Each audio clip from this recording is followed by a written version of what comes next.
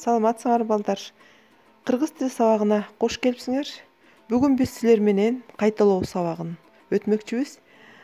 Биз буга чейин кыргыз тилинин сүйлөм мүчөлөрү менен таанышканбыз. Анын ичинен айкындооч мүчөлөрү, аныктооч, толуктооч, бышыктооч жөнүндө кайталоо үчүн суроолорго көңүлүңөрдү бурмакчымын.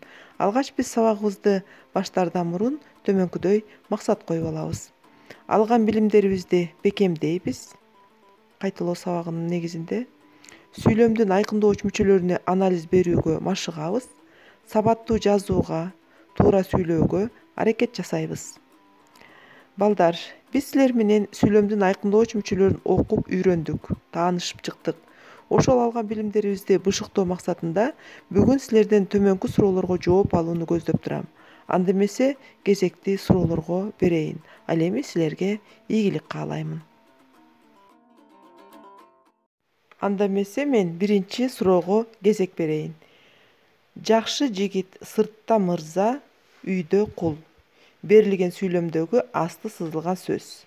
Бул жерде жакшы деген сөздүн асты сызылып турат. Ошол кайсы милдетти аткарат деп сурап жатабыз.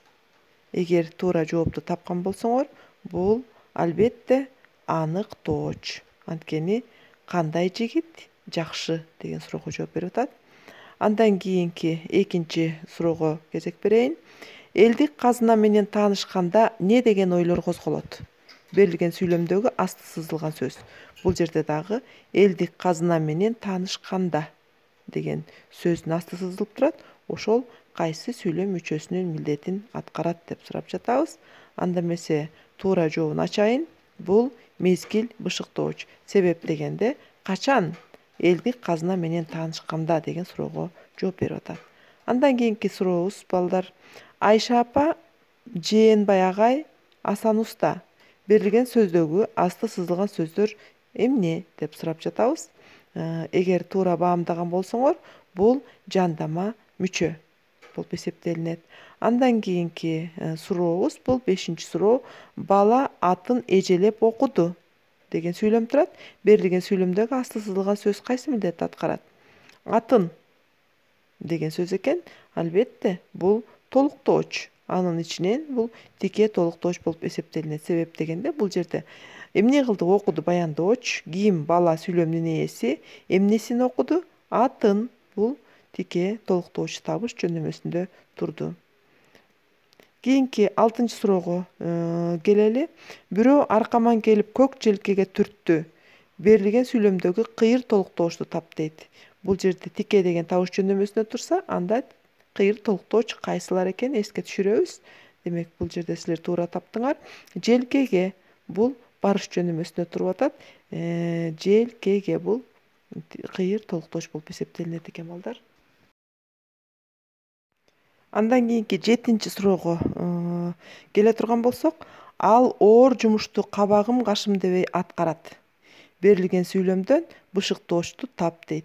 Суроо берип, биз бышыктоочту ушул сүйлөмдөн тапканга аракет кылабыз. Талдап көрөсүңөр дагы, анан ошол талдагандагы берилген суроолорго жараша тапканга аракет кылабыз. Албетте бул жерде кабагым кашым дебей деген сөз бул бышыктооч боло алат. Анда мен талдап көргөзүп коеюн. Ал оор жумушту кабагым кашым дебей эмне кылат? Аткарат, баяндооч. Ким аткарат? Ал сүйлөмдүн ээси. Кантип аткарат? Кабагым кашым дебей. Бул сыпат бышыктооч болот балдар. Кийинки 8-чи суроого келсек, бүгүн сабак жандуу өттү. Берилген сүйлөмдөгү бышыктоочторду тап жана ага мүнөздөмө бер дейт. Биз бышыктоочтордун түрлөрүн өткөнбүз. Силер азыр ушул жерден бышыктоочту табасыңар дагы. Анан ал кайсыл экендигине көңүл буруп, ушул мүнөздөп бересиңер. Анда туура жоопту мен тапты деп эсептеймин. Бүгүн деген сөз мезгил бышыктооч болду. Жана деген бул жандуу. Жана жандуу бул сыпат бышыктооч болду да. Анда мен сүйлөмдү бир сыйра силерге окуп түшүндүрүп берейин. Бүгүн сабак жандуу өттү. Эмне кылды? Өттү, баяндооч. Эмне өттү? Сабак сүйлөмдүн ээси. Кандай өттү?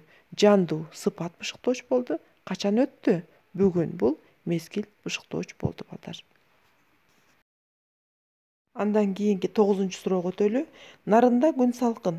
Берилген сүйлөмдөгү бышыктоочту тап жана ага мүнөздөмө бер дейт.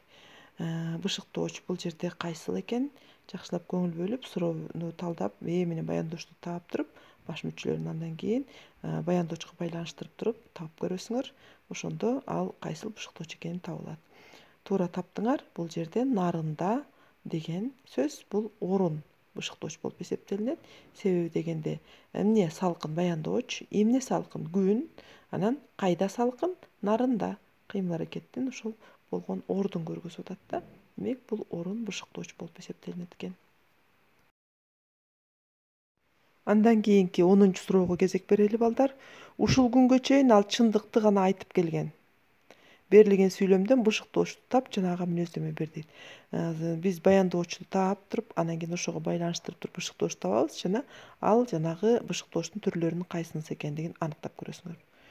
Силер анда туура тапкан болсоңор, ушул күнгө чейин деген сөз бул мезгил бышыктооч болуп эсептелинет экен балдар. Андан кийин бышыктоочтун түрүн сана дейт. Биз силер менен бышыктоочторду толук өткөнбүз. Анын канча түрү бар? Ойлонуп көргүлө.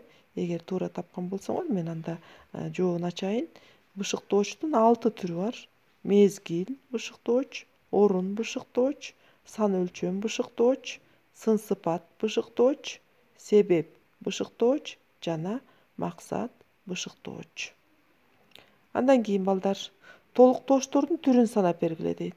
Кыргыз тилинде толуктоочтордун канча түрү бар, маанисине карай канчага бөлүнөт деген нерсени сурап атат бул жерде. Туура баамдадыңар. Кыргыз тилинде тике толуктооч жана кыйыр толуктооч деген 2 түрү бар. Тике бул табыш жөнөмөсүндө турат дагы, кыйыр бул барыш, жатыш, чыгыш жөнөмөлөрүндө турат. Муну силер жакшы үйрөнгөнсүңөр балдар. Кийинки суроого кезек беремин. 12-чи сүйлөмдө жандама мүчө кайсы сүйлөмдүн милдетин аткарат дейт. Жандама мүчөнү биз аныктоочту өткөнбүз. Анда туура жообун ачайын. Өзүнүн алдындагы сөз кайсы сүйлөм мүчөсүнүн милдетин аткарса, ошо менен жандап келип, ал дагы ошол сүйлөм мүчөсүнүн милдетин аткарат. Урматтуу балдар, силер кыргыз тилинен өтүлгөн сүйлөмдөрдүн айкындооч мүчөлөрүн кайталап, практикаладыңар. Суроолорго ийгиликтүү жооп бердиңер деп ойлоймун. Кайталоо бул билимдин натыйжасы.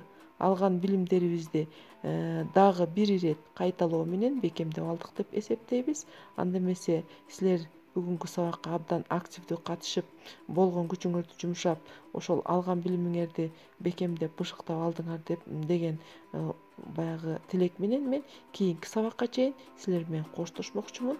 Анда кийинки сабакка чейин сак саламатта болуңар балдар.